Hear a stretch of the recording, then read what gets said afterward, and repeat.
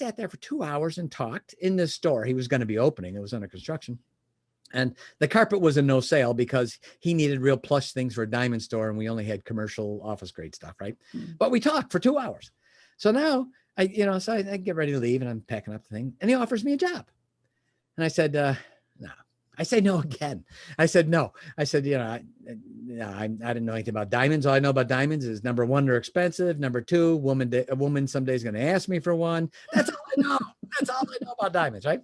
And he said, well, I'll teach you. And I said, no, again.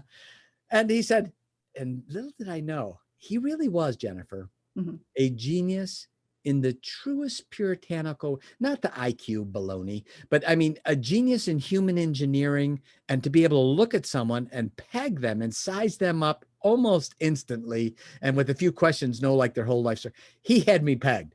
So he hit me as I was walking out the door saying no all that night long. Man, with the question, he said, what do you have to lose?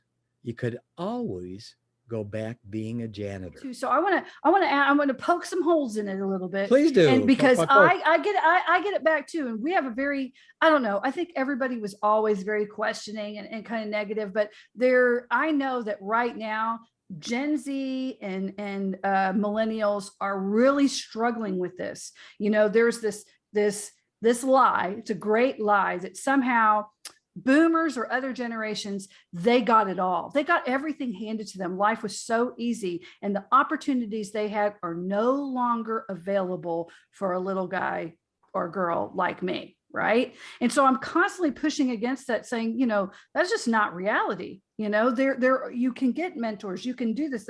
There is still open opportunity, but we get so much negative in now, I think, that people are even being told they're not allowed to dream, which bugs me a lot. So I wanted to, since you have this university and you're dealing with all these people that are streaming in, asking the same question, how can I live a life full of purpose, to the best of my ability, then how are you counteracting that lie so that they can see the truth of their own power of path of purpose? Excellent. Great question. Thank you. First, I would say that I would suspect that to a lesser or a greater degree, every generation thought that. I think to a lesser or greater degree, everyone said, it was easier before there was laws. It was easier before there, you can keep going back. And because there's always a reason not to make it or to make it. And I share with you, and it really is germane to, not to get too granular, with really what we teach. And I ask your listeners the following. Think about the fires that you stomp out every day. Think about the times when your stress level skyrockets or spikes throughout the day. Think about the times when you've had conversations with people. You had a conversation with them. You barely remember what you talked about, but for sure you have no energy left. They just drained it all from you. All three of those scenarios, Jennifer, have one thing in common. There's a name attached to them. And today, and I share with your listeners, we love everybody. I say that emphatically. We love everybody.